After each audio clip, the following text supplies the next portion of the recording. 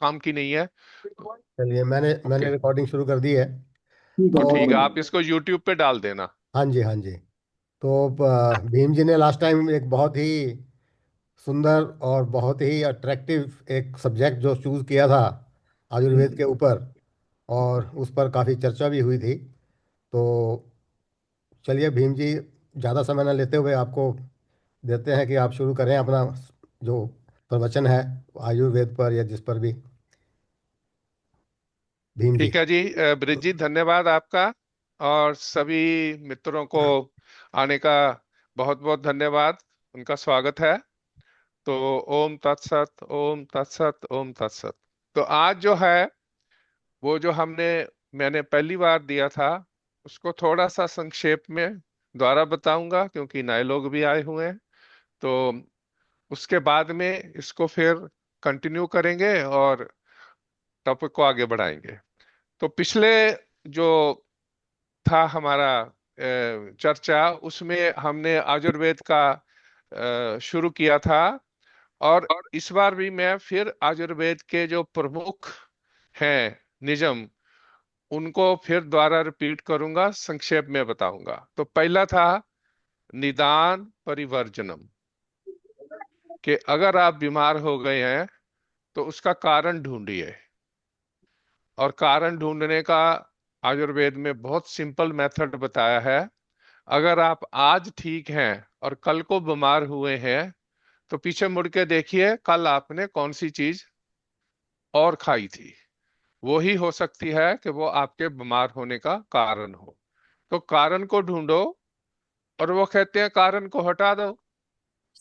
और कारण को हटा दिया तो दवाई लेने की भी जरूरत नहीं है, आप अपने आप ठीक हो जाएंगे, क्योंकि शरीर में इतनी शक्ति है, उसमें वाइटल पावर इतनी है कि शरीर कई चीजों को खुद भी ठीक कर सकता है। और अगर ऐसी परिस्थिति है कि उसमें औषध लेने की जरूरत है, तो फिर आप किसी से औषध का भी सलाह ले सकते हैं। लेकिन मोस्टली अगर आप कारण को हटा देंगे, तो आपकी बहुत सी जो प्रॉब्लम्स है हेल्थ की, वो दूर हो जाएंगी। यानी इसको इंग्लिश में उन्होंने ट्रांसलेट किया हुआ है, prevention is better than cure. तो ये पहला था। दूसरा उन्होंने बोला था समदोषा, सम अग्निस, सम धातु मल क्रिया, प्रसन्न आत्मा, इंद्रिय मन, स्वस्थ इति अभिधीयते। तो सम दोष, आपके तीन दोष होते हैं, वात पित्त कफ। अगर दोष आपके सम में रहते हैं, यहां पर हमेशा सम में रहने का, बैलेंस में रखने का आदेश है। और इनको दोष किस लिए कहा जाता है कि अगर आपका एक दोष विकृत हो गया, एक जो है जब बात विकृत हो गई, तो आप में दोष पैदा हो गया, तो इसलिए उनको दोष कहा जाता है। वैसे तो वो दोष नहीं है, लेकिन इन तीनों को आपने बैलेंस में रखना है। आपकी बात पित्त और कफ वो बराबर की होनी चाहिए। उसमें है सम अग्नि। अग्नि भी आपकी सम होनी चाहिए, क्योंकि अग्नि भी चार प्रकार की है। उसको जाठर अग्नि है जिसको बारे में बोला जा रहा है, और उसमें कईयों की तो सम होती है। और सम अग्नि में आप जो भी खाते हैं वो ठीक तरह से पच जाता है। और मोस्टली आपको दिन में, उनका आदेश है कि दो बार ही खाना चाहिए। खाना जो है 3 या 4 घंटे में हजम हो जाता है। और जब आपको भूख नहीं लगी है तो नहीं खाना है। अगर अभी अन्न नहीं पचा है तो भी नहीं खाना है। अगर आप खा लेंगे तो आमदोष पैदा होगा, और आमदोष से बहुत बीमारियां होती हैं, जिससे सबसे बड़ी बीमारी उसमें जोड़ों का दर्द है। तो उसमें आपने सम अग्नि रखनी है। सम धातु, धातुएं भी आपकी 7 धातुएं बताई थी, तो वो 7 धातुएं भी सम होनी चाहिए। और जब तक ये समता रहेगी, आप कभी बीमार नहीं होंगे। और मल क्रिया, मल मूत्र जो है वो भी बराबर निकलना चाहिए। उसके साथ में क्या बोला है, प्रसन्न आत्मा। तो उससे आपकी आत्मा प्रसन्न रहेगी, और इंद्रिय और मन भी खुश रहेंगे। तो इसी को स्वस्थ कहा जाता है। जब आप ऐसी स्थिति में होंगे, तो आप स्वस्थ हैं। और स्वस्थ का एक और, ये भी एक तरीका जानने का, कि आप, अगर आपके शरीर में आपको लाइटनेस फील होती है, तो आप स्वस्थ हैं। अगर आपके शरीर में आपको भारापन महसूस होता है, इसका मतलब है आपके शरीर में कोई गड़बड़ है, उसको ठीक कीजिए। तो वो जो भारापन है वो कई कारणों से हो सकता है। मोस्टली जो आयुर्वेद है वो मन के कारणों को ज्यादा एम्फेसिस देता है। वो कहता है कि चिंता नहीं करनी है, भय नहीं करना है। इन सब चीजों से जो आपका पाचन यंत्र है उसके ऊपर बहुत प्रेशर पड़ता है, तो डाइजेशन सिस्टम पे, और उससे सारी बीमारियां फिर पैदा होनी शुरू हो जाती हैं। क्योंकि जो जाठर अग्नि है वो प्रज्वलित रहनी चाहिए, और अगर वो धीमी पड़ जाती है तो आपका खाया हुआ भोजन हजम नहीं होगा, और भोजन के ना हजम होने से शरीर में पूरी ताकत नहीं बनेगी, और शरीर में पूरी ताकत ना बनने से शरीर में कमजोरी आएगी, और उससे और रोग पैदा होते हैं।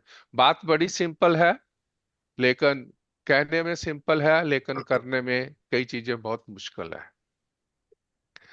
तो और तीसरा सिद्धांत जो बताया है, रोगा सर्वे अपि मंद अग्नो, जितने भी रोग हैं वो मंद अग्नि के कारण। अग्नि का मतलब जाठर अग्नि है। वैसे तो 13 तरह की अग्नि होती है, तो 5 जो भूत हैं उनकी अग्नि होती है, और 7 धातुओं की, और पर उसमें सबसे जो प्रमुख अग्नि है वो जाठर अग्नि है। और जाठर अग्नि जो है वो ऐसे ही है जैसे आप कोई हवन कर रहे हैं, तो हवन में आप आहुति डालते हैं, तो उसी तरह ही भोजन भी आपका एक आहुति की तरह होता है, और उसका ठीक तरह से हजम होना आपकी जाठर अग्नि पे डिपेंड करता है। और जाठर अग्नि में भी 4 तरह की अग्नियां हैं, जिनकी सम है उनका सब स्वास्थ्य भी ठीक रहता है, कोई गड़बड़ नहीं होती है, खाना ठीक हजम होगा, भूख समय पे लगेगी, समय पे नींद आएगी, सारा काम जो है साधारणतया नॉर्मल चलेगा। तो फिर जिनकी बात प्रकृति होती है उनको कभी भूख दबा के लगती है, और कभी उनको भूख कम लगती है।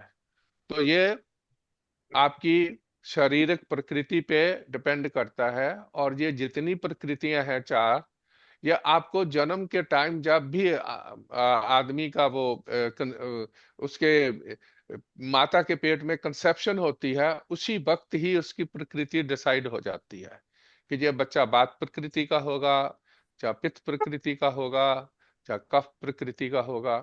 तो वो उसी तरह से ही आपकी ये प्रकृति सारी उम्र भर आपके साथ चलती है। अच्छा, उसके बाद में है कफ प्रकृति वाले। तो कफ वालों की जो है ना, सारा काम ही सुस्त रहता है, इनको खाना हजम होने में भी 8-8 घंटे लग जाते हैं।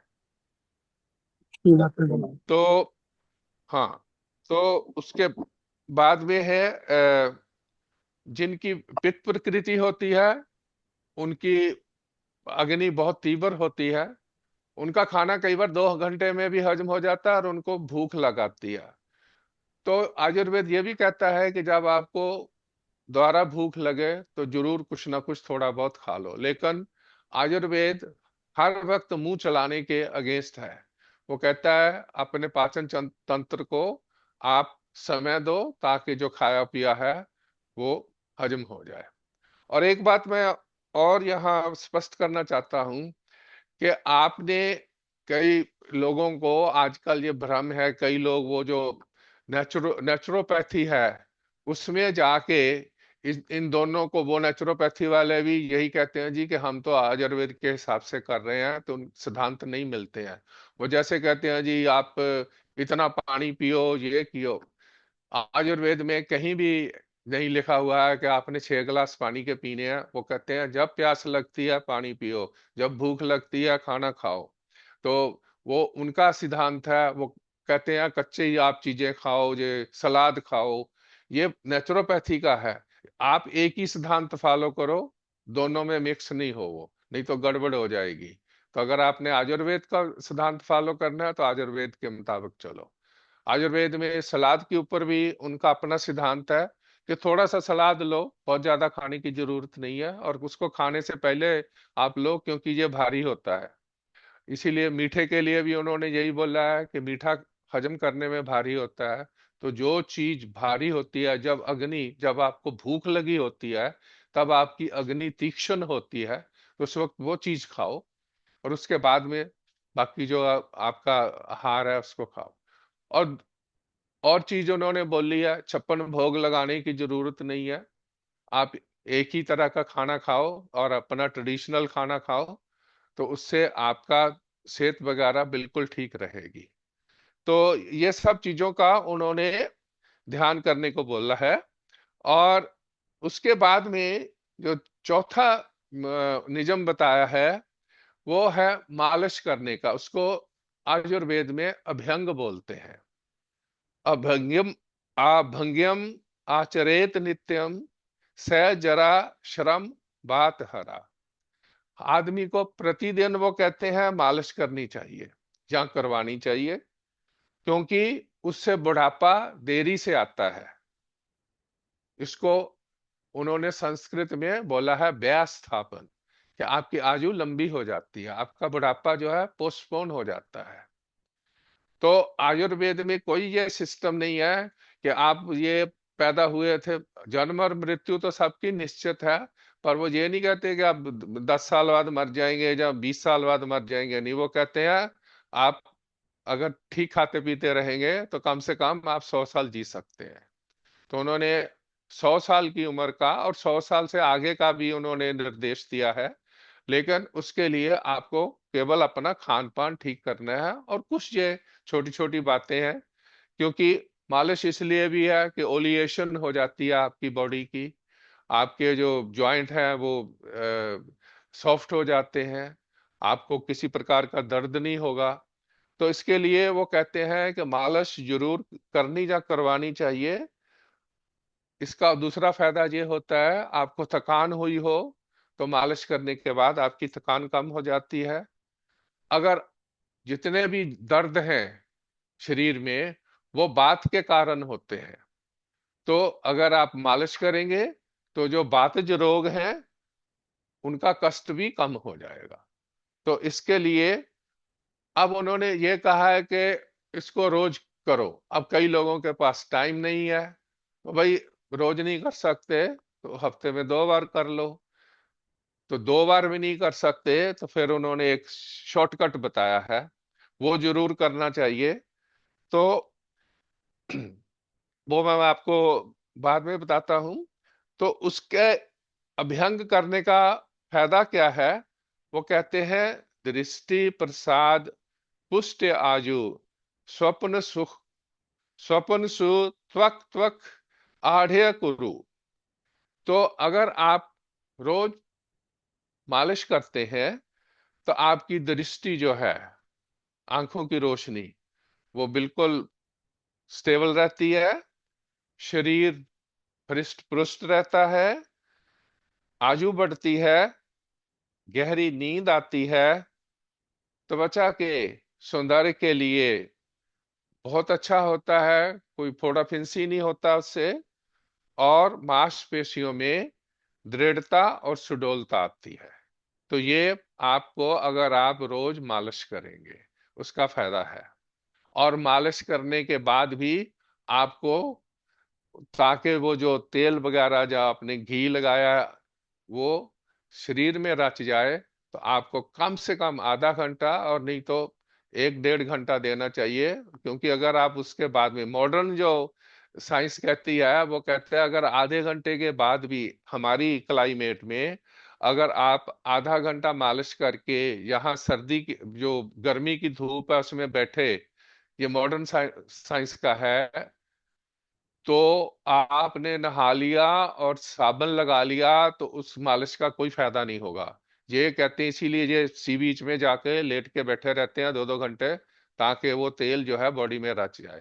लेकिन हमारी क्लाइमेट में अगर आप आधे घंटे से भी, आधा घंटा भी बैठ लेंगे, तो आपका जो शरीर में तेल रच जाएगा और उसको आपको फायदा होगा। तो ये थोड़ा सिचुएशन के मुताबिक जहां पर आप रहते हैं, इसका इफेक्ट जो है डिफरेंट हो सकता है। तो वो कहते हैं कि अगर आप बड़े आलसी हैं, आपको टाइम नहीं मिलता है, आपसे अभ्यंग नहीं हो पाता है, तो शॉर्टकट दिया है। तो कहते हैं सिर की मालिश जरूर करो नहाने से पहले। ये सब जो तीन चीजें उसमें बोली हुई हैं, आपने नहाने से पहले सर पे थोड़ा सा तेल लगा के उसकी मालिश करनी है, कर्ण पूरन करना है। अब इसका मेथड तो उन्होंने ये बताया है कि कानों में आप जहां तक भी बताया कि आप कान भर लो और खाली कर लो, तो उससे कई लोगों को प्रॉब्लम होती है, तो दो दो बूंद उसमें कानों में डालो। अगर आपके पास उतना भी टाइम नहीं है तो उंगली से कानों में तेल लगा लो, यानी कि ये जरूरी है। उससे आपके कानों में खुश्की नहीं होगी। तो तीसरा है, जो आपके पाँव के तलवे हैं उनके ऊपर तेल की मालिश करो। अब इसमें थोड़ा वेरिएशन है उन्होंने दी हुई, कि जिनकी तो अगर गर्मी है और जिनकी वैसे भी पित्त प्रकृति है, उनको दो चीजों का ही यूज करना है। उनको या तो नारियल का तेल या घी की मालिश करनी है पैरों पे, क्योंकि उनकी प्रकृति गर्म है। और जिनकी प्रकृति दूसरी है, कफ की है या क्या नाम है, वात प्रकृति है, उनके लिए सरसों का तेल और अपना तिल का तेल बहुत उत्तम है। तो ये चॉइस आपने अपनी प्रकृति के हिसाब से करनी है। एक वार्निंग में यहाँ और दे देता हूं कि अगर आपने मालिश कर ली है और नहाने जा रहे हैं और पैरों में तेल लगाया है, तो फिर पैरों को धोकर ही जाइए, साफ करके जाइए, नहीं तो फिसलने से आपका गड़बड़ हो सकती है, एक्सीडेंट हो सकता है। तो ये आपने ध्यान करना है। और अगर आपको रात्रि को भी निंद्रा अच्छी लेनी है, तो उसका पाद अभ्यंग का एक अलग है उनका मेथड। यहां पर बताया है नहाने से पहले आप पाद अभ्यंग कर सकते हैं। हाँ, अगर आप तब नहीं कर सकते तो सोने से पहले भी आप पाद अभ्यंग कर सकते हैं। और अपनी प्रकृति के मुताबिक, जिसकी पित्त प्रकृति है, वो नारियल का तेल या घी लगाए, क्योंकि ये दोनों ठंडे होते हैं। जिनकी दूसरी प्रकृति है, वो सरसों का तेल या तिल का तेल लगाकर दो दो चार मिनट आप पैरों के तलवों पे मालिश करके सोएं। आपको बहुत बढ़िया नींद आएगी। तो ये मैंने इसको काफी डिटेल में आपको बता दिया है। तो ये उन्होंने तीन जगह पे जरूर बोला है, शिरा, श्रवण, पादेशु। आपने अपने सर पे तेल लगाना है नहाने से पहले, कानों में आपने तेल डाल लेना है, नहीं डाल सकते तो उंगली से लगा लो, और पैरों में नहाने से पहले आधा घंटा आप तेल लगा के उसको रचने दो। और उसको फिर साफ, पैरों को साफ करके फिर आपने नहाना है, नहीं तो आप फिसल जाएंगे। इस बात का आपने ध्यान रखना है। अब उसमें बोला है कि कुछ निषिद्ध कार्य हैं जो आपको, जिनका आपको हमेशा ही ध्यान रखना है। आप किसी भी जगह पे रहते हो, चाहे आप गर्म देश में रहते हैं, जैसे आप पंजाब में रहते हैं, तो वहां तो हमारे भारत में तो 6 ऋतुएं होती हैं और यहाँ पर 4 ऋतुएं होती हैं। तो वहां तो हर 2 महीने बाद ऋतु बदलती है। तो उसमें उन्होंने बोला है कि अगर पूर्व दिशा से आने वाली बाजू है, उसको आपने सीधा नहीं फेस करना है। ये निषिद्ध बताए हुए हैं। सामने से आने वाली बाजू का भी आपने कोशिश करनी है उससे बचने की। आप यहाँ हॉलैंड में अगर देखें, तो जब गायें चर रही होती हैं, तो उनकी बाजू की दिशा में पीठ होती है। तो आपने जब भी सूरज, हमारे शास्त्र भी कहते हैं कि जब सूरज का भी सेवन करना है तो पीठ से सेवन करना है, आगे से नहीं करना है। पर ये गोरे लोग यहाँ सीधा करते हैं। हमने, हमारे जो शास्त्र में बताया हुआ है कि आपने पीठ की तरफ सूरज का सेक लेना है, आगे से नहीं लेना है। तो धूली से बचना है। अगर बात धूली उड़ रही है, तो उस वक्त भी अपने आप का बचाव रखिए, कोशिश करिए कि आप घर में ही रहें। ओस या बर्फ पड़ रही है, तो भी आपने अपना ध्यान रखना है। बहुत झोंकों से आने वाली आंधी है, उससे भी आपने अपने आप को बचा के रखना है, क्योंकि बहुत जोर से आने वाली आंधी में आप गिर भी सकते हैं। तो ये उन्होंने निषिद्ध कार्य बताए हुए हैं। और फिर उन्होंने ये बताया है कि जब आप कि शरीर की स्थिति सीधी ना हो, उस वक्त छींकना भी नहीं है, डकार भी नहीं लेना है, खांसना भी नहीं है, सोना भी नहीं है, और खाना भी नहीं खाना है। तो आपने सीधे बैठ के ये सब काम करने हैं। तो इसका भी उन्होंने निषेध बताया हुआ है। तो अब पिछले में मैंने आपको वेग बताए थे, तो उसका उन्होंने बोला था वेगान ना धारेत, वेगों को आपने धारण नहीं करना है। तो उस वक्त तो मैंने ये बताया था कि अगर ये वेग होगा, आपको अपान वायु है आप रोकते हैं, जब मलमूत्र को रोकते हैं, तो आपको क्या क्या बीमारियां होंगी। अब उसका उन्होंने समाधान भी दिया हुआ है, मैं इस बार वो समाधान बताऊंगा। लेकिन एक वार्निंग दे देता हूं कि जानबूझ के ये नहीं करना है। हो गया तो उसका तब समाधान यूज करना है। वो इंडिया में कई बार उनको वो क्या होती है, वो अ, शुगर की बीमारी होती है। मैंने कई जगह पे, मैंने बॉम्बे में भी देखा, चंडीगढ़ में भी देखा, वो गोपाल की दुकान पे चले जाते हैं और वो कहते हैं जी लाओ। अब उनको तो शुगर खानी मना है, तो रसगुल्ले भी खाते हैं, गुलाब जामुन भी खाते हैं, कहते हैं घर जाके गोली खा लेंगे। तो इसको प्रज्ञा अपराध कहा जाता है। इसका मतलब आप जानबूझ के पंगा ले रहे हैं, तो ऐसा पंगा नहीं लेना है। तो ये भी जो मैं आपको बता रहा हूँ, इसका मतलब ये नहीं है अब मुझे इसका तरीका पता है तो कोई बात नहीं है, पेशाब रोक के बैठे रहेंगे। पेशाब रोकने से बहुत बहुत बीमारियां, बड़ी बड़ी बीमारियां होती हैं। तो अपान वायु और मल मूत्र का, अगर आपको, आपने गलती से इसका वेग रोक दिया है, तो आपको उससे, उसकी चिकित्सा क्या है, उदर के ऊपर उपटन करें। बटना, जिसको हम बटना लगाते हैं ना, वो आप उसकी मालिश करें पेट के ऊपर। और करें या कराएं, या उसको थोड़ा सेक दें, या फिर बस्ती कर्म करें। बस्ती का मतलब होता है आपके गुद्दा द्वार से औषधि डाली जाती है। पानी नहीं डालना है, वो पानी वाली बस्ती नहीं करनी है। तो उसमें स्पेशल टाइप की बस्तियां होती हैं, उससे आपका वो जो है, जो रोग है वो ठीक हो जाएगा। तो अगर आप मूत्र वेग है स्पेशली, तो उसमें आप, बहुत सिंपल है, भोजन के खाने से पहले और भोजन करने के बाद 1 चमचा, 1 टी लेपल आपने घी का पीना है। भोजन आप करने बैठे हैं, उससे पहले 1 चमचा घी का ले लो, देसी घी का। उसके बाद खाना खाओ, और खाने के बाद 1 चमचा फिर घी का ले लो।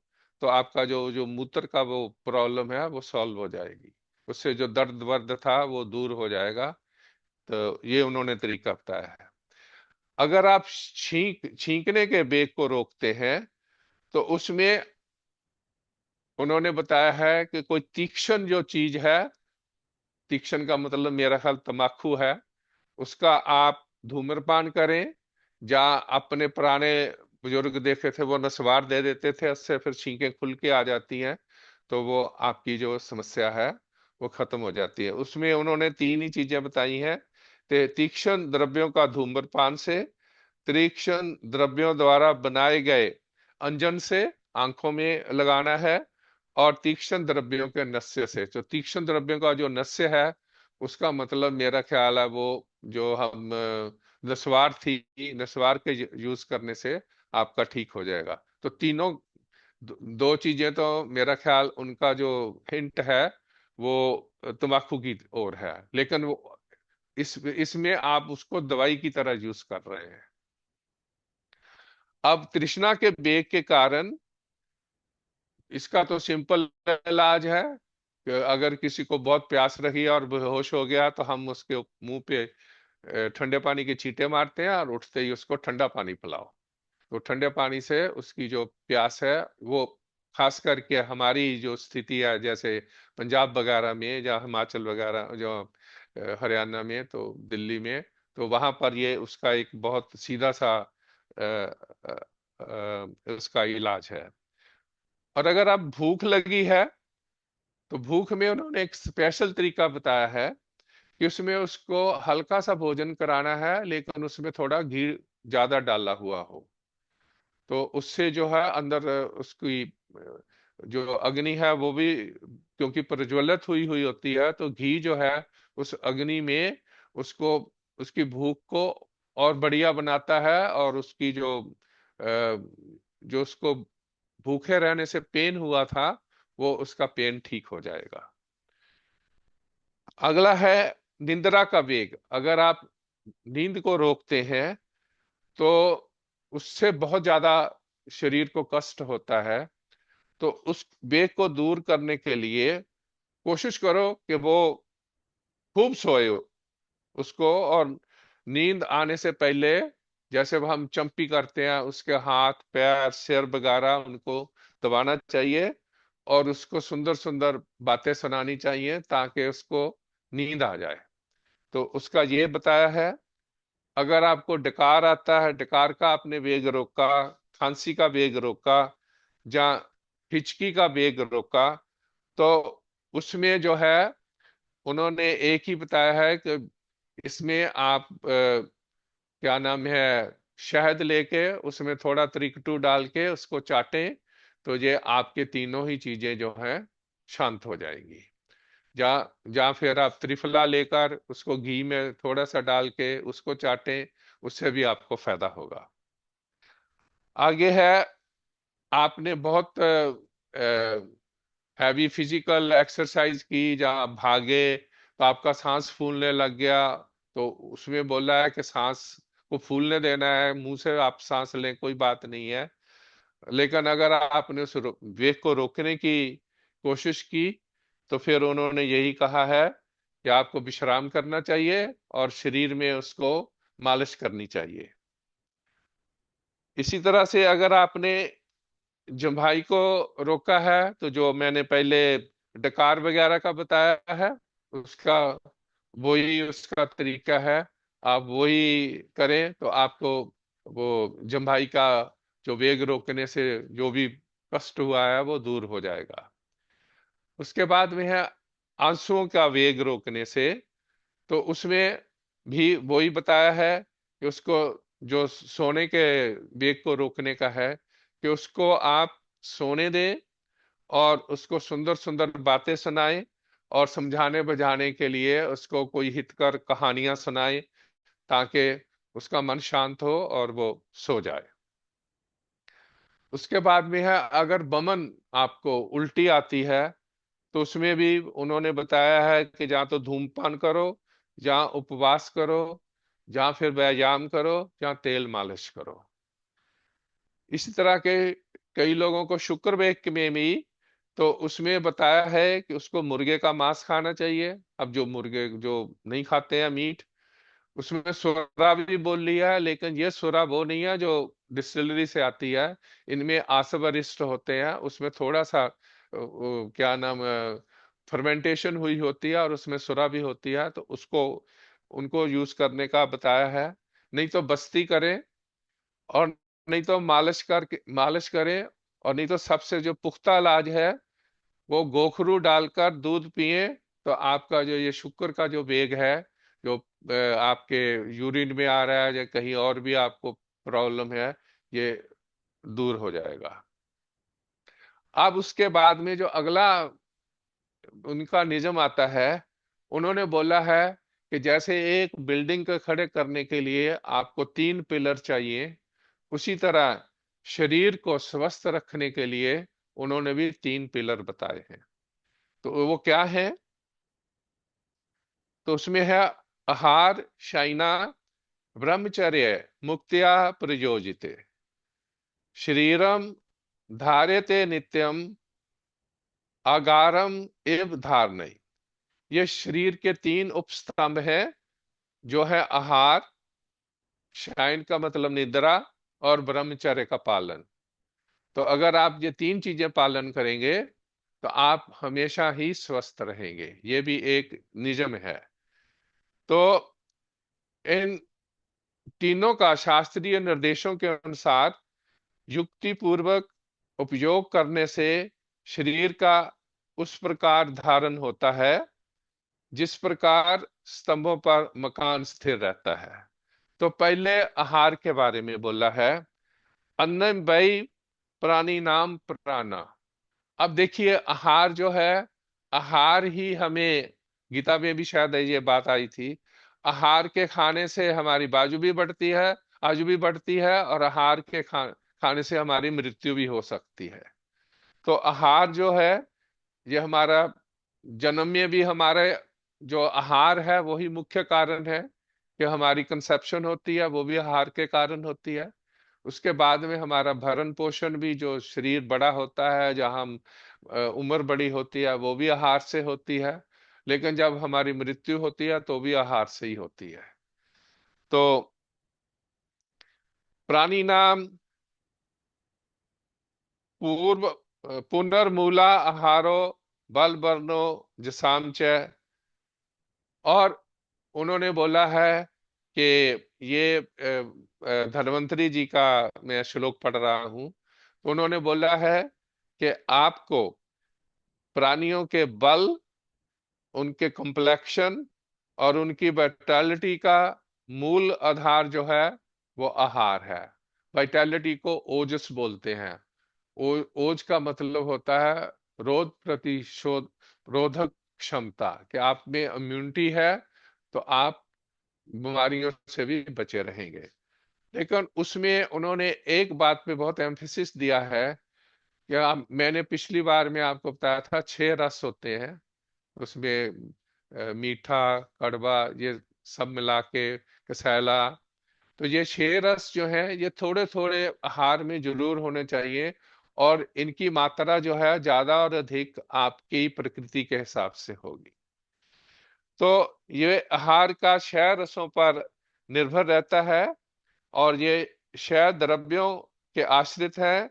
और द्रव्यों का रस, गुण, वीर्य, वीर्य का मतलब जिसकी तासीर गर्म है वो तासीर उसकी, जो ठंडी तासीर है।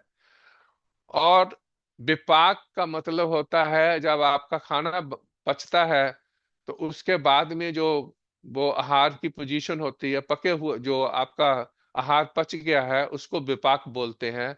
उसका बाद में रस कड़वा है, मीठा है, तो उसके ऊपर भी डिपेंड करता है। तो उन्होंने बोला है कि आहार जो है ये हमारी ब्रह्म आदि लोक की मेंटेनेंस, उत्पत्ति, उत्पत्ति का मतलब ओरिजिन, और विनाश, तीनों का ही कारण है। तो ये उन्होंने संक्षेप में बाद में फिर बोल दिया है। अब दूसरा स्तंभ है वो निद्रा है। सोना बहुत आवश्यक है। तो निद्रा को उन्होंने शाइन भी बोला है और स्वप्न भी बोला है, दोनों ही निद्रा के पर्यायवाची शब्द हैं। तो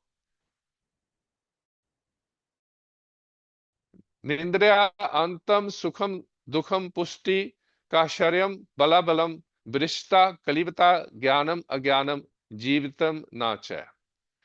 तो शयन करना, शयन करने का मतलब है सुख से सोना। इसी के ऊपर सुख, दुख, पुष्टि, पुष्टि का मतलब बॉडी में शक्ति, पालन पोषण, बल, और मैथुन की शक्ति, ज्ञान, और दीर्घ जीवन का लाभ होता है। तो अगर आप ठीक तरह से सोते हैं तो आपको ये लाभ होंगे, आपके जीवन भी लंबा होगा अगर आप राइट अमाउंट में आप अपनी निंद्रा पूरी लेते हैं और गाढ़ी निंद्रा सोते हैं। और निंद्रा के ना आने के कारण विपरीत भावों की प्राप्ति होती है। उसमें क्या है, आदमी दुखी रहता है, उसमें शरीर पतला होना शुरू हो जाता है, उसमें कृष्णता आ जाती है, दुर्बलता आ जाती है, उसका शरीर कमजोर हो जाता है, नपुंसकता आ जाती है, और अज्ञान एवं मृत्यु तक भी हो सकती है। तो निद्रा के अब उन्होंने गुण दोष बताए हैं। तो उसमें उन्होंने बोला है कि निद्रा जो है मोस्टली हम रात्रि को ही लेते हैं। उन्होंने उन लोगों को एक्सक्लूड कर दिया जिनकी कई नाइट शिफ्ट होती है, तो उनके लिए रूल थोड़ा अलग है। लेकिन जिनका रेगुलर जो लोग, जैसे सामान्य रूप से जो लोग, हम दिन में जागते हैं और रात्रि को सोते हैं, तो उनके ऊपर यह नियम लागू होता है कि रात्रि को जागते रहने से शरीर में रूक्षता पैदा होती है। तो आपके शरीर में आप देखेंगे रूखापन आ जाएगा, जिसको वो कहते हैं मेरे खुश्की हो गई। तो वो उसका कारण ये है कि आप रात में ज्यादा देर जागते रहे, आपने ठीक से नहीं सोया है। और अगर आप दिन में सोएंगे तो दिन में मोटापा आता है। उसमें एक ही एक्सेप्शन की है कि गर्मी के मौसम में 2 महीनों में आप दिन में सो सकते हैं, वो भी आधा पौना घंटा, उससे ज्यादा नहीं, क्योंकि रात्रि इतनी लंबी नहीं होती है। तो उसके लिए उन्होंने थोड़ी एक्सेप्शन दी है। और अगर कोई सोए बिना नहीं रह सकता है तो उसके लिए उन्होंने गोल्डन रूल दिया है कि भैया बैठ जाओ, बैठे बैठे ऊँग ले लो, तो ना आपको रुक्षता होगी ना आपको मोटापा होगा। तो उसका ये है कि वो झपकी जो है मोस्टली आप देखेंगे अभी वो आधे घंटे से ज्यादा नहीं होती है। तो उससे आपका नींद का काम भी पूरा हो जाएगा और आपकी निद्रा और आपके शरीर को जो है वो कोई थकावट नहीं महसूस होगी। तो पूर्ण निद्रा लेने की विधि बताई है। जब पूर्ण निद्रा ना आती हो तो वह दूध, मद्य, मांस, रस और दही का सेवन करे। तो जो शाकाहारी हैं उनके लिए दूध कहा है, और वो दही का सेवन कर सकते हैं। और बताया है मालिश कर लें, उपटन कर लें, स्नान कर लें, और सिर और कानों में वो तेल लगाएं। तो और उसके बाद में अपने मन के अनुकूल ऐसी कोई कहानियां सुने या संगीत सुने या उत्तम विषय की चर्चा करें, तो आपको अपने आप ही नींद, बात करते करते ही आप नींद में सो जाएंगे। तो ये यहां तक तो था निद्रा के बारे में। अब तीसरा जो स्तंभ है वो ब्रह्मचर्य है। तो ब्रह्मचर्य का है, उन्होंने ऐसे बोला है, जिसका मन स्त्री सहवास की ओर से विरक्त रहता है, जो सदा संतोष से तृप्त रहता है, उसे अपने समय से, और उस आदमी को निद्रा भी अपने समय पर आ जाती है। तो योग शास्त्र में, पतंजलि योग शास्त्र में ब्रह्मचर्य के बारे में लिखा है, ब्रह्मचर्य प्रतिष्ठा प्रतिष्ठे वीर्य लाभ है। अगर आप ब्रह्मचर्य का पालन करते हैं तो आपके शरीर में ऊर्जा और ओजस की वृद्धि होती है।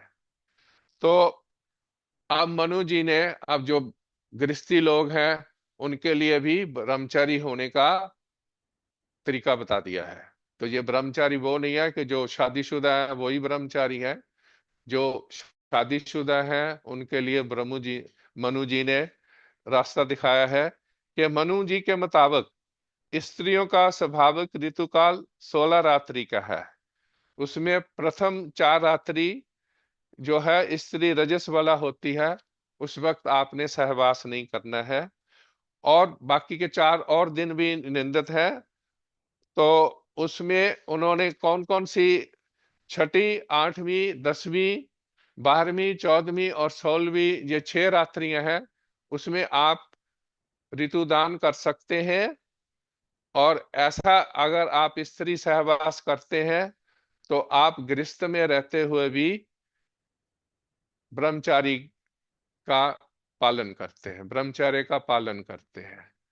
तो ये सब जो था ये मूल सिद्धांत थे। आगे भी आएंगे। तो यहाँ पर मैं इसको समाप्ति करता हूँ। तो इसमें उन्होंने, फिर इसको संक्षेप में बता देता हूँ कि एक तो आपने कोई भी निदान परिवर्जनम, कारण को ढूंढना है। दूसरा है अपने दोषों को, धातुओं को, मल क्रिया को, इनको सम में रखना है। तीसरा है आपने मालिश करनी है, जिससे काफी बीमारियां ठीक होती हैं और आपकी निद्रा वगैरह भी ठीक आएगी। और अगर आप पूरे शरीर में मालिश नहीं कर सकते हैं तो सिर, कानों और पैरों में मालिश करनी है।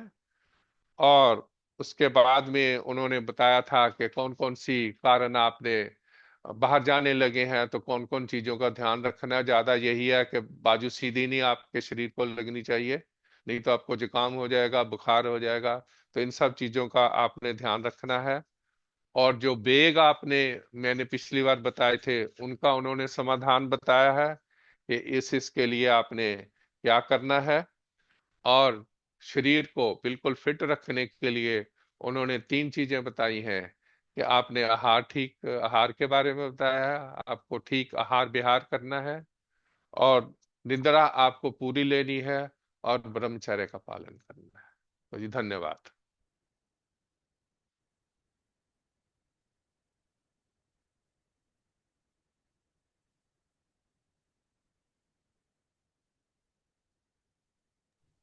ब्रिज अनम्यूट नहीं हुआ।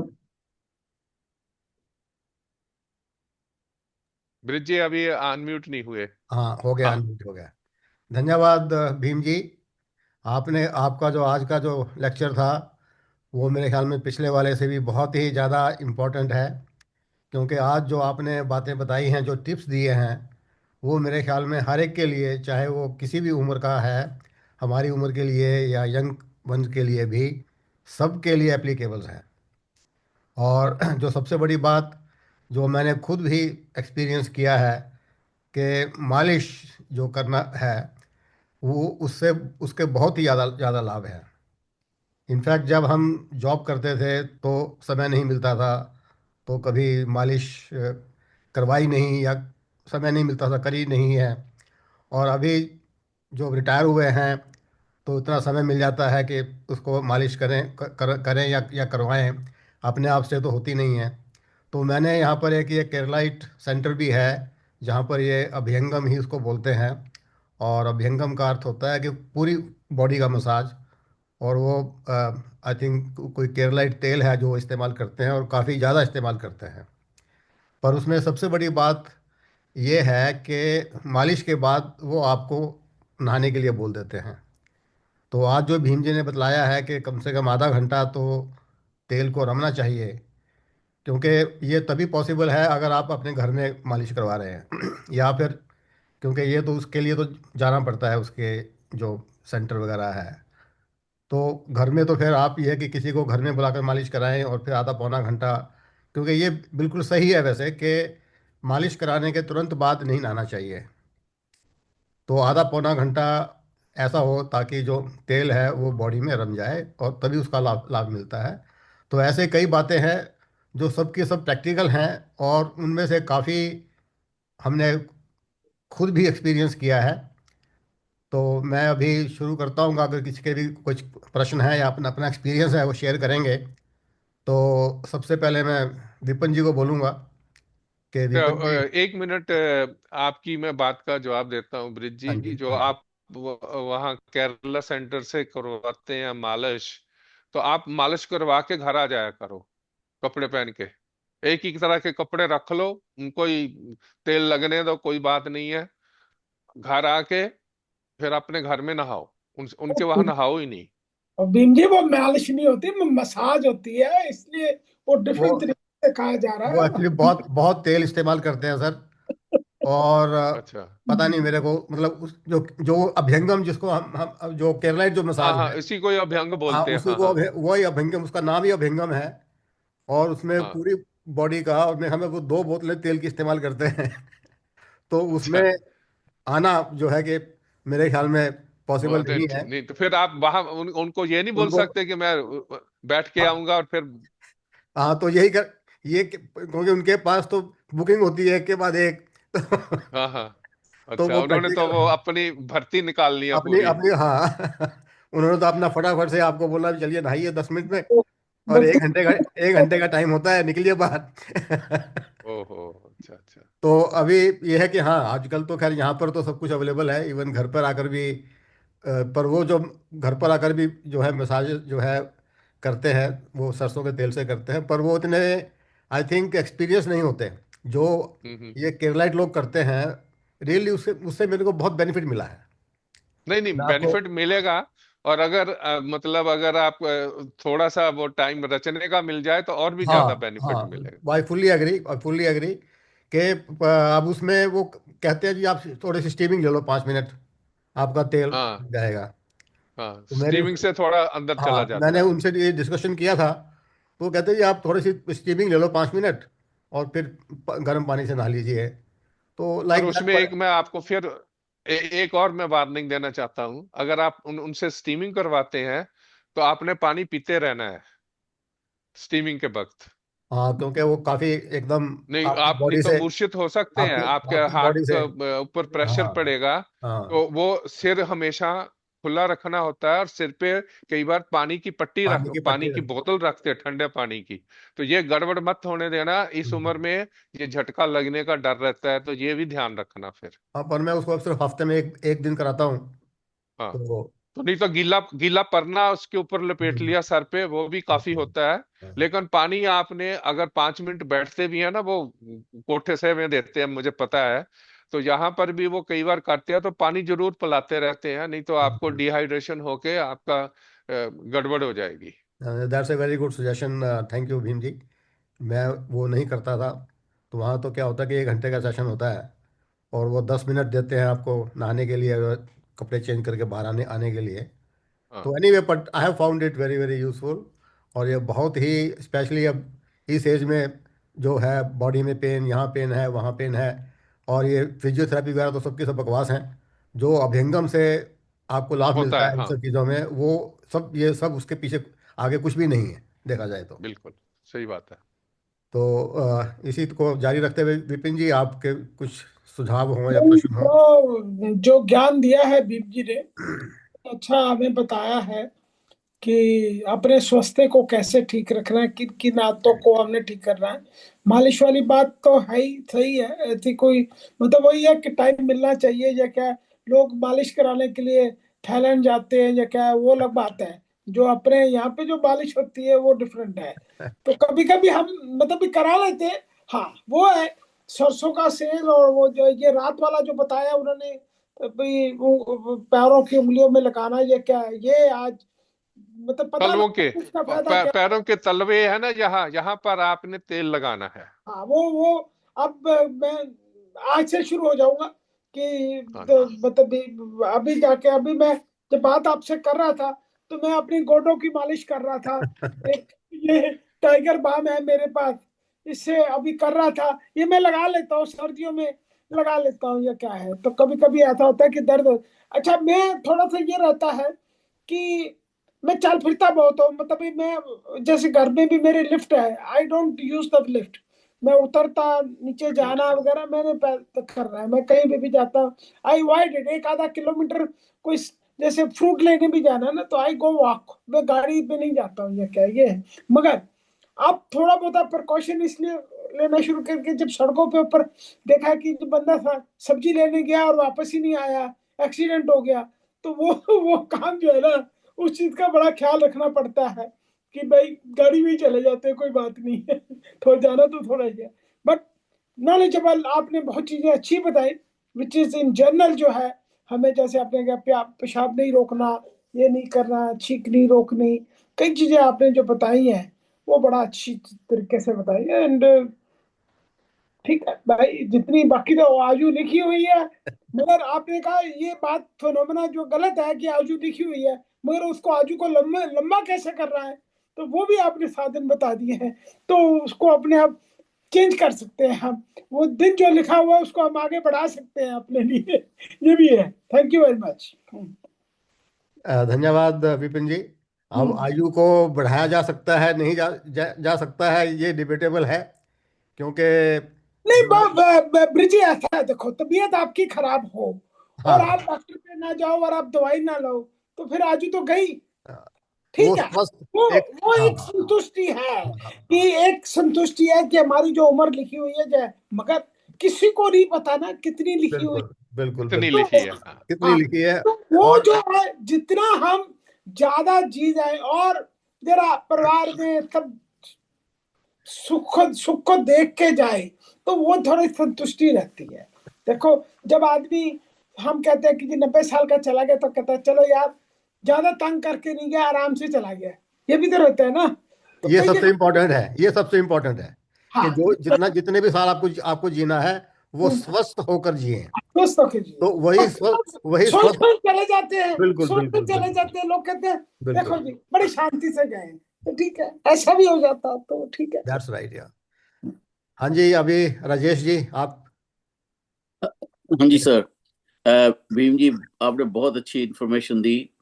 आई रिमेम्बर दैट जब बचपन में थे घर में, तो हमारा ये होता था कि नहाने के बाद शरीर पर लगाना है सरसों का तेल, लेग्स पर, आर्म्स पर, स्टमक पर उसके बाद वही होता था कि देन अगर आप ले लेते हो, अपने आप को साफ कर लेते हो टॉवल से, तो टाइम नहीं देते थे कि जो तेल है वो बॉडी में रच जाए। पर एनीवे, बहुत अच्छी इंफॉर्मेशन है।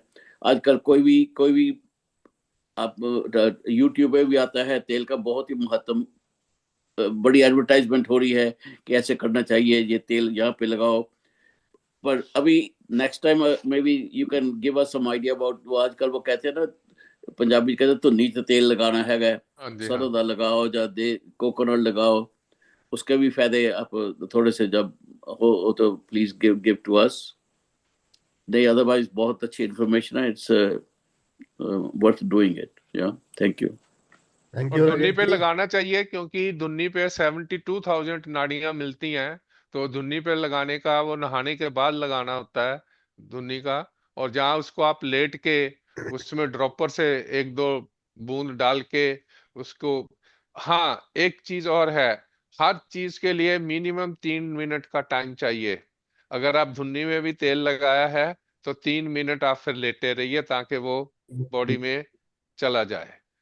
मैं वही। और कान में भी अगर तेल डालते हैं तो उस साइड पे 3 मिनट, आपको दवाई भी अगर आपको डॉक्टर देता है ना कानों में डालने के लिए, तो 3 मिनट आपने उस साइड पे लेटे रहना है, फिर दूसरी साइड पे 3 मिनट लेटना है। तो 3 मिनट में सारे बॉडी में सर्कुलेशन होते हैं। मिनिमम टाइम 3 मिनट है, ज्यादा ले लेंगे तो अच्छा है और भी। हाँ ना, वही मैं कह रहा था, जब भी आप हिंगम करते हैं तो सबसे पहले धुनी में ही वो तेल डालते हैं हाँ, सबसे पहले। हाँ, तो ये बहुत इंपॉर्टेंट है, धुनी में जो है कि वो तेल डालना है वो बहुत ही इंपॉर्टेंट है। और वो नहाने से पहले या नहाने के बाद का मुझे पता नहीं, पर मैं तो नॉर्मली नहाने से पहले धुनी में थोड़ा सा तेल लगा, जो मेरे को शुरू से मेरी मदर वगैरह ने बताया हुआ था। हाँ, हाँ, वो नहाने से पहले भी लगा सकते हैं, हाँ ऐसी कोई नहाने से। बात नहीं हाँ है। नहाने से पहले का। क्योंकि नहाने से पहले इसलिए लगाते हैं कि जब आप स्नान करते हैं तो बॉडी में ब्लड सर्कुलेशन होती है, तो सब जगह चला जाता है। हम्म। लेकिन अगर आप चलिए। बार में भी लगा लेंगे, उसका उतना फायदा नहीं होगा, पर फायदा जरूर होगा। ओके।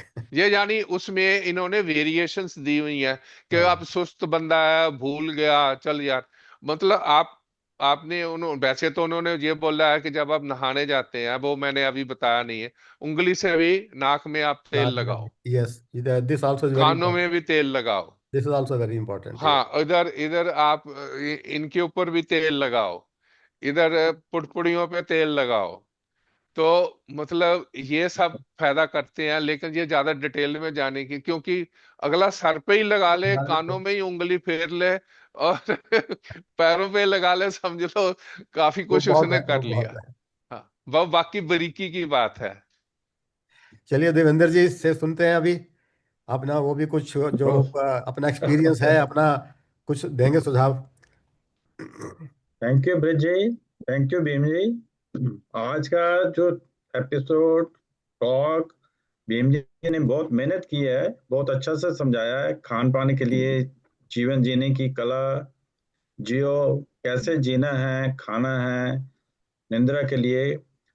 तो तेल की मालिश का जो बोला है वो तो मैं बचपन से ही करता हूँ, और करते आ रहे हैं और करते रहेंगे, मतलब यहाँ भी रहते हैं मालिश कराना। और long living is more important, सबसे बड़ी बात है कि अच्छा से सुख से रात को नींद आ जानी बहुत जरूरी है।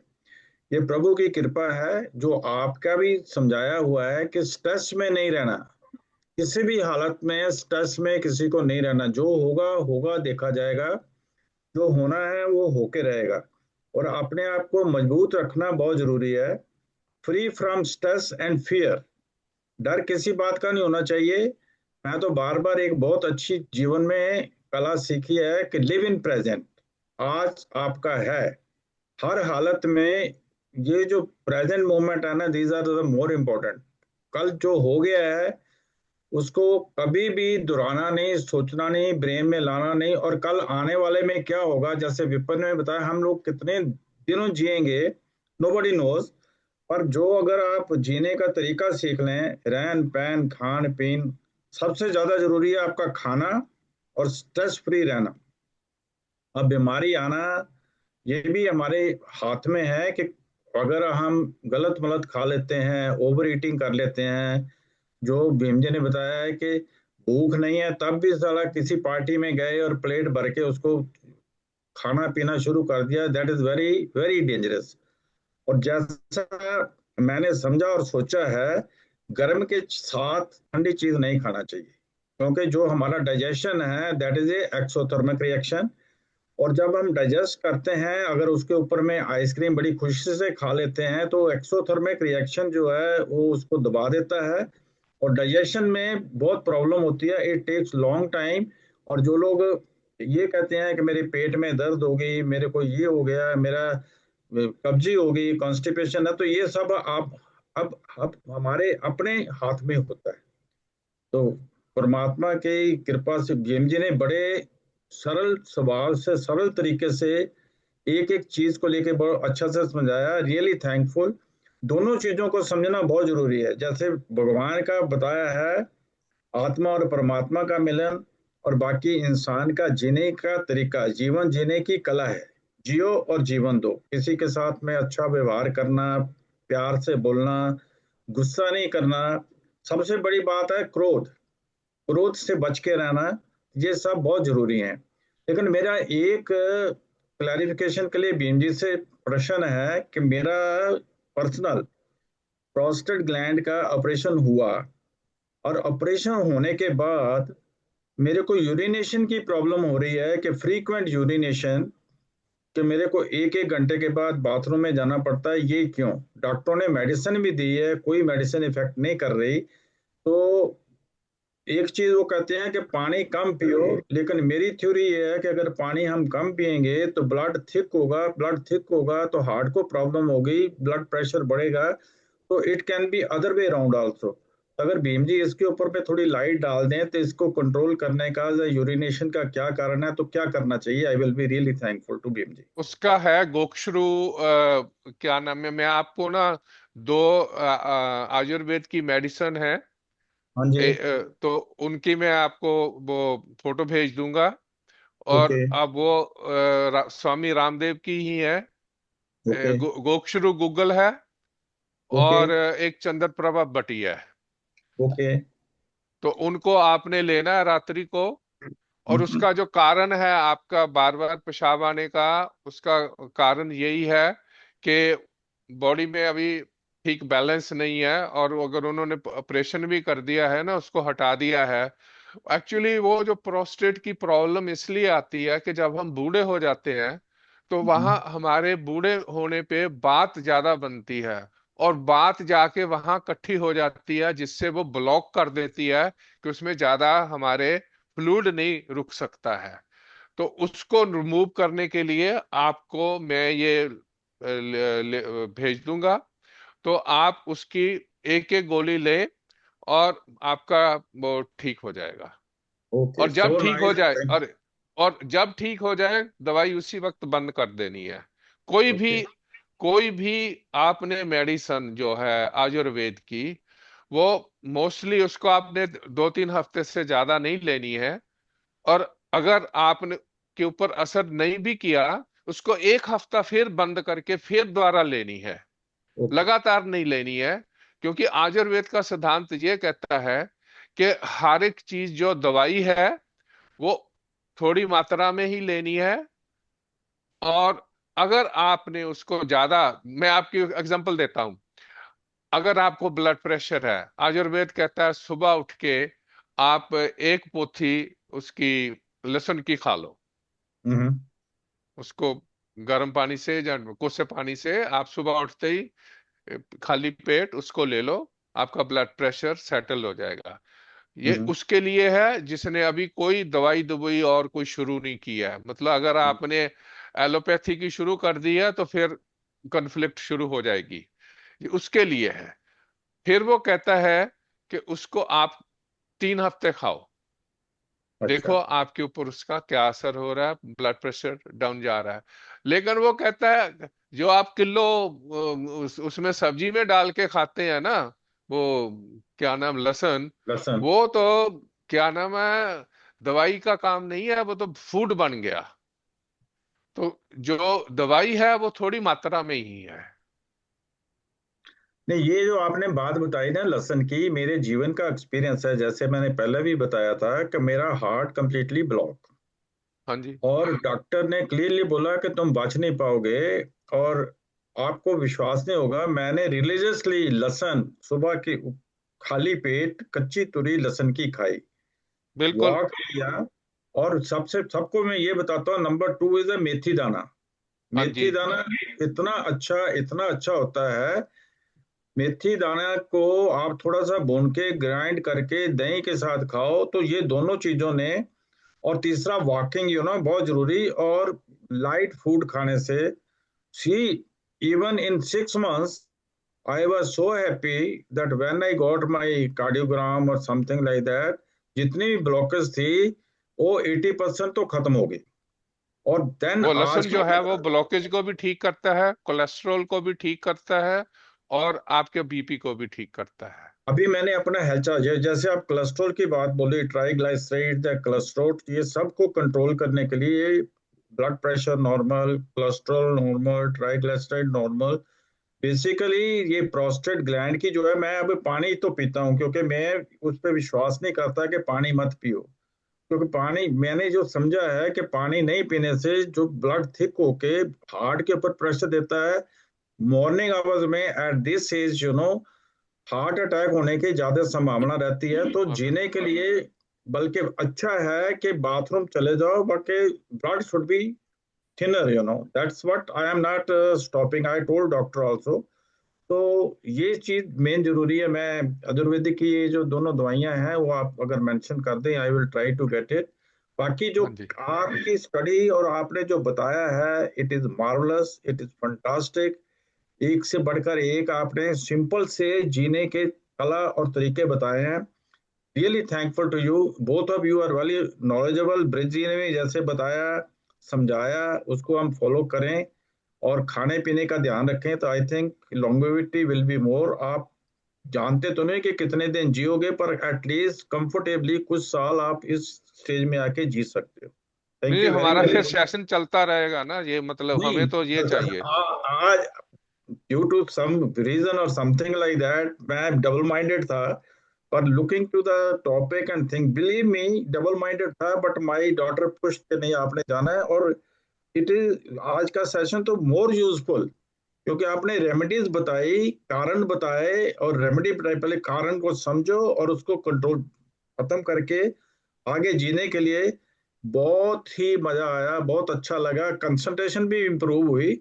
तो जैसे विपर जी कह रहे थे ना कि मैं मालिश कर रहा हूँ, तो मैं उनको भी यही बताता हूँ कि one work at A time is more important then diverting. एक तरफ पे मालिश करो, एक तरफ पे सुनो, एक तरफ पे पढ़ो। तो अगर हम एट द सेम टाइम जो जिंदगी में देखा है कि कंसंट 100% एनर्जी से एक ही काम करें, तो that is more fruitful than anything else.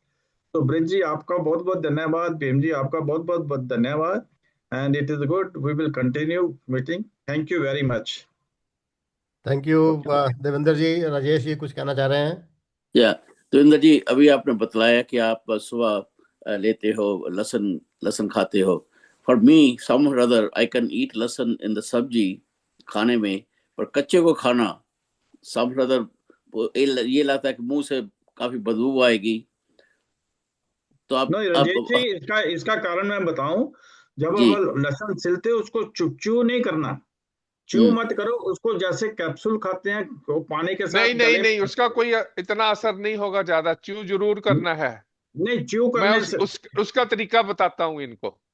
जी। आप, अगर आपको ये प्रॉब्लम आ रही है तो आप उसको थोड़े से घी में, एक ही पोथी लेनी है, पोथी बड़ी है छोटी है कोई चक्कर नहीं है, लेकिन दो नहीं लेनी है, आधी नहीं लेनी है, ये उसका रूल है।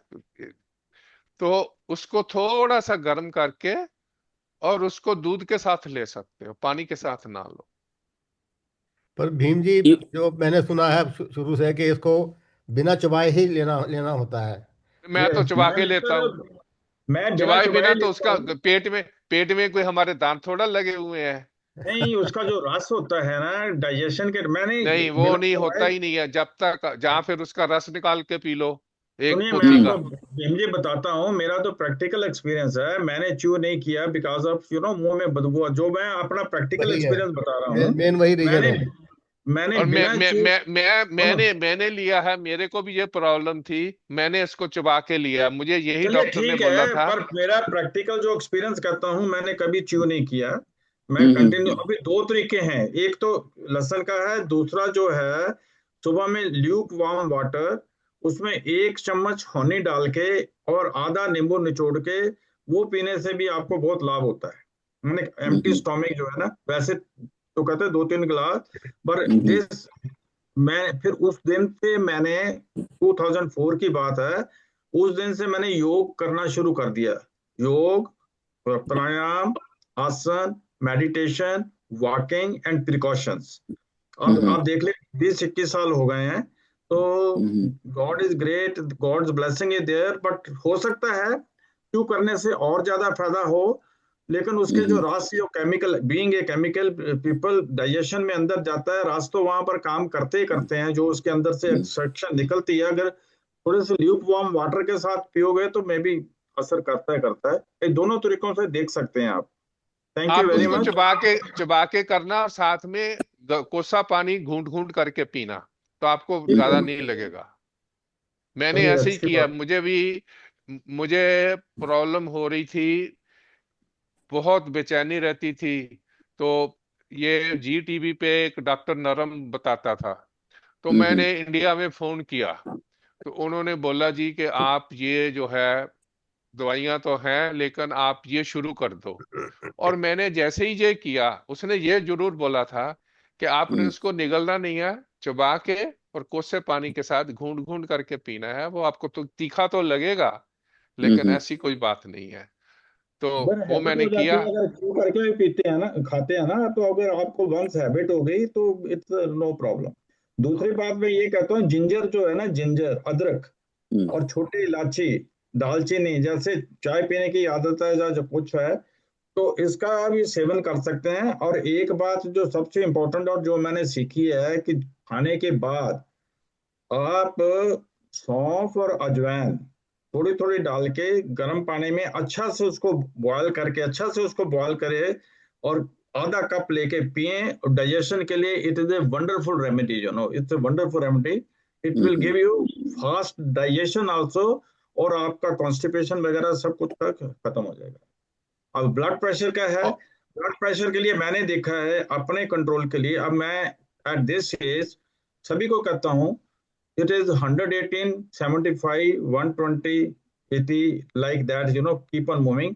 इसका सबसे बड़ा आरामदायक है कि दिमाग के अंदर में कुछ भी हो जाए, किसी तरह का भी हो जाए, उसका रिजल्ट कुछ भी होगा, स्ट्रेस फील नहीं करनी, लेट इट गो।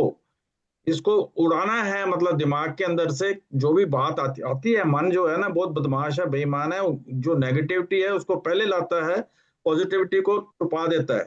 तो नेगेटिविटी को खत्म करने के लिए उस टाइम पे आप ओम का जाप कर सकते हैं, गायत्री मंत्र का जाप कर सकते हैं, डीप ब्रीदिंग कर सकते हैं। तो दीज आर द थिंग्स के to control your stress in the mind. Mind को शांत करके, जब हम सोते हैं तो सबसे पहली बात है कि मन सोता है पहले। जब मन इधर उधर भागना बंद कर देता है तो हमको अच्छी नींद आ जाती है। अगर मन ही दोनों, नेगेटिव माइंड पॉजिटिव माइंड, तो नेगेटिव की तरफ ज्यादा लेके जाता है, कोई कारण हो गया, कुछ हो गया, वो दिमाग के अंदर में छोड़ता ही नहीं है, जो प्रैक्टिकली देखा गया है। तो उसको छुड़ाने का एक ही तरीका है, डीप ब्रीदिंग करिए, अपने ब्रीदिंग को देखिए, श्वासों को देखिए, श्वास कहाँ से कहाँ जा रहे हैं, जैसे नासिका से लेते हैं, दिमाग में देते हैं, स्पाइनल कॉर्ड से जाते हैं।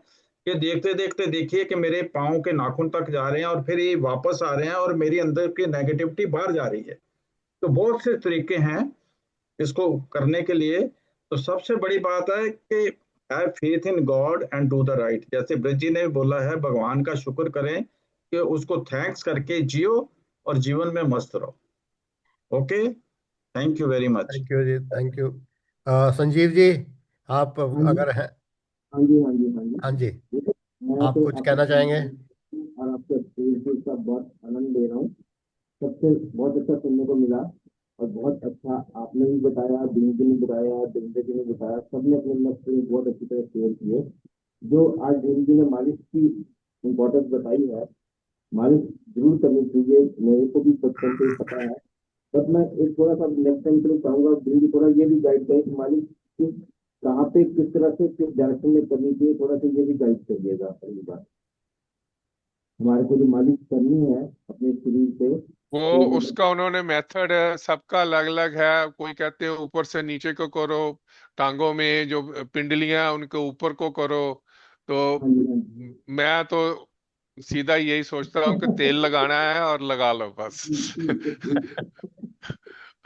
नहीं नहीं, तो वो वैसे कहते हैं ना, गोल गोल करो, जैसे करते हुए ऐसे करते तो करो, मेरे को वैसे ही जैसे इसको इस मैं। डायरेक्शन में करो। वो वैसे तो उनका जो प्रिंसिपल है कि जो मालिश है वो it should be in the direction of the heart है, हाँ, क्योंकि बिल्कुल। हार्ट को ही सारा कुछ वापस जैसे जाना चाहिए।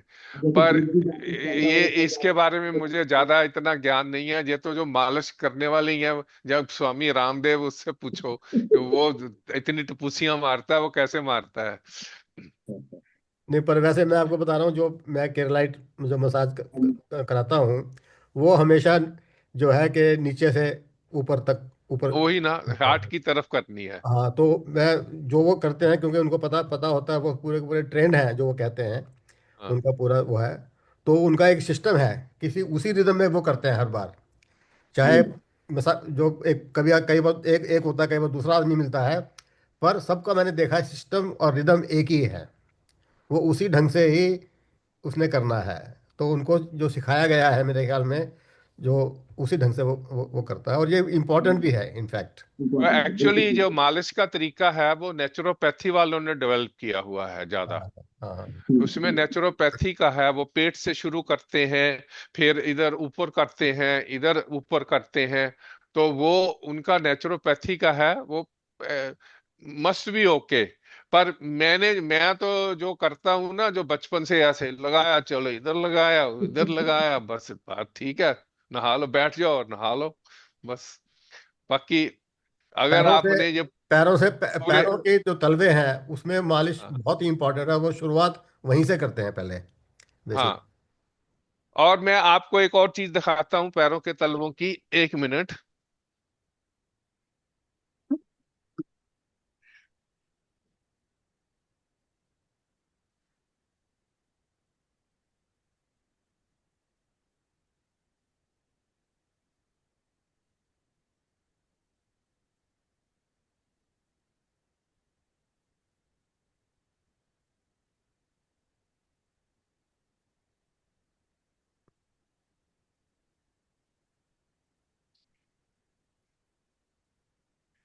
आजकल उन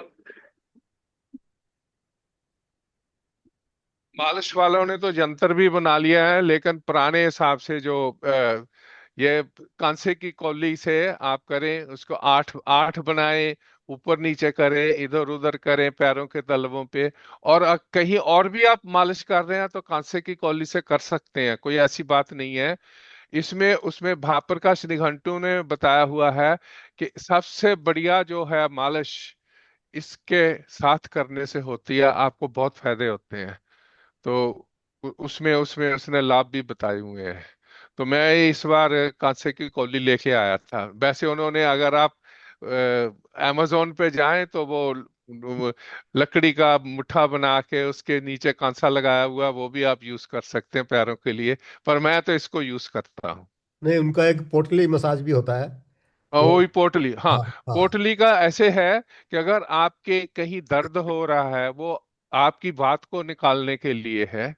तो मैं तो जहां गया था शिवनिंगन, रेता ले आया, उसको भर के रखा हुआ है वो एक, और एक सेंधा नमक है, उसको भी आप अगर उसकी भी मसाज, उसका भी सेक दे सकते हैं। वो सेक देने के लिए, वो सेक स्वेदन सेक बोलते देने हैं के उसको। वो सेक देने के हाँ, लिए है, और बहुत ही मैंने देखा, आपको कोई लोकलाइज अगर पेन है, जैसे पेन बैक है में तो उसको मानो ठीक कर लोअर देता है। लोअर बैक वगैरह में है, वो पोटली मसाज से विद इन 2-3 सिटिंग्स वो ठीक हो जाता है।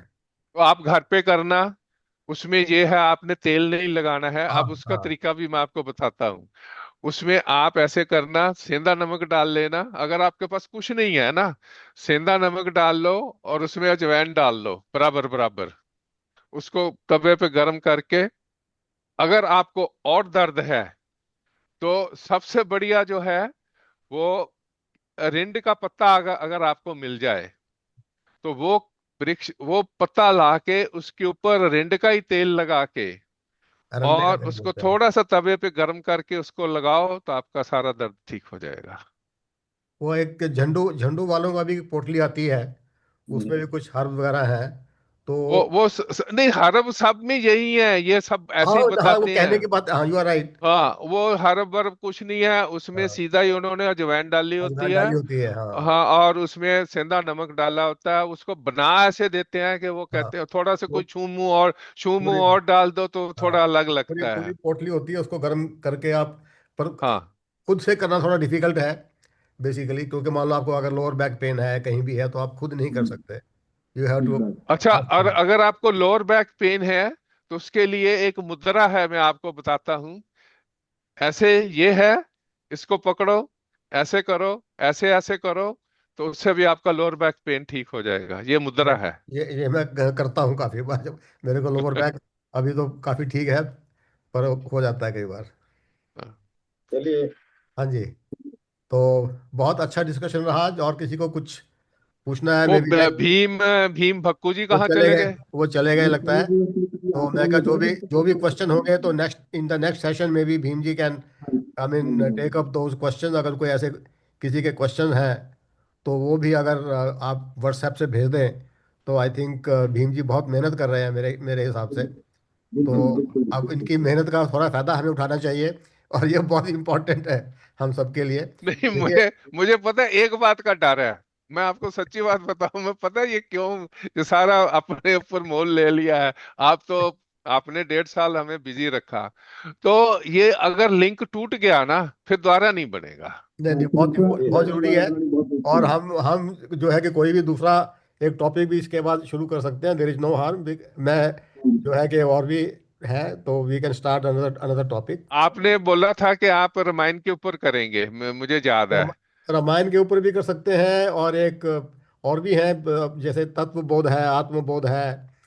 हाँ, तो चलो और आप मतलब, तो अभी आप पहले क्योंकि पहले ये बहुत इंपॉर्टेंट और बहुत ही इंटरेस्टिंग सब्जेक्ट आपने चुना है बेसिकली, और इसमें थोड़ा सा हो जाए तो we can start, we should continue this link basically, जो हम लोगों का चाहे 6-7 लोग भी आए, बट स्टिल हाँ, नहीं, मैं ये एक तरह का ना हमारा ये इट्स सत्संग है इट्स और ए हमारा प्लेटफॉर्म, हाँ, लिंक है। इट्स ए सत्संग अगर बेसिकली। ये टूट गया ना, हाँ वैसे तो हम बात नहीं करते, किसी को फोन नहीं करते हैं, हाँ तो मतलब ऐसे करने से एकदम इकट्ठे हो हाँ, जाते हैं, अपनी बिल्कुल अपनी बिल्कुल। थोड़ी हाँ, समस्या बताते हैं।